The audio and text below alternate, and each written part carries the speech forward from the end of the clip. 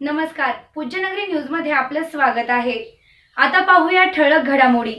Pujyanagari news मध्ये आपले स्वागत आहे। परंडा तालुक्यातील महत्त्वाच्या घडामोडी।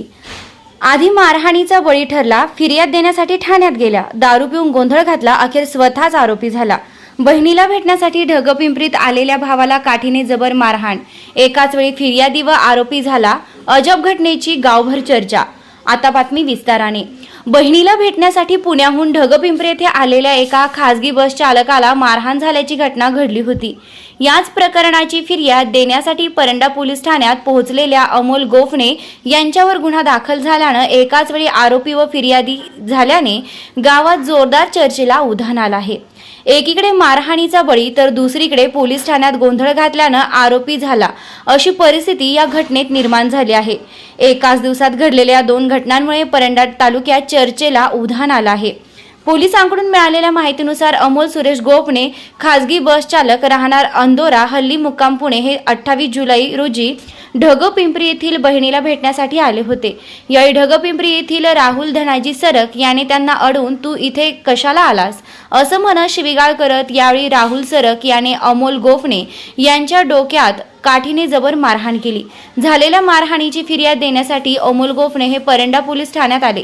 यावेळी त्यांनी तातडीने आपली फिर्याद दाखल करून घेण्याचा आग्रह धरला। मात्र त्यावेळी कर्तव्यावर असलेले पोलीस अंमलदार संजय म्हेत्रे यांनी पोलिसांकडे यापूर्वीच्या 2 तक्रारी प्रलंबित असल्याने त्यांची तक्रार नंतर घेण्यात येईल असं सांगितलं। त्यामुळे संतप्त झालेल्या गोफणे यांनी पोलीस ठाण्याच्या आवारात तसेच अंमलदार कक्षात मोठमोठ्याने आरडाओरडा करत गोंधळ घातल्याचा आरोप आहे।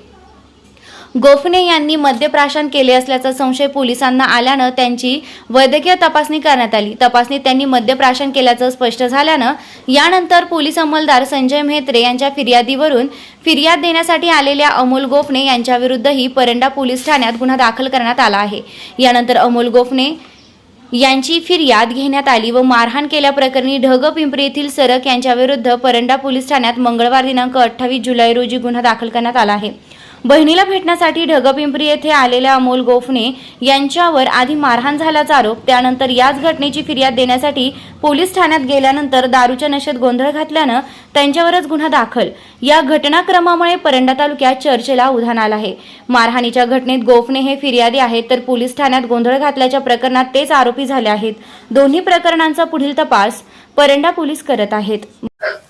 चालू घडामोडींचे अपडेट्स जाणून घेण्यासाठी आपल्या पूज्यनगरी न्यूजला सबस्क्राइब जरूर करा, लाईक करा, शेअर करा व कमेंट देखील करा।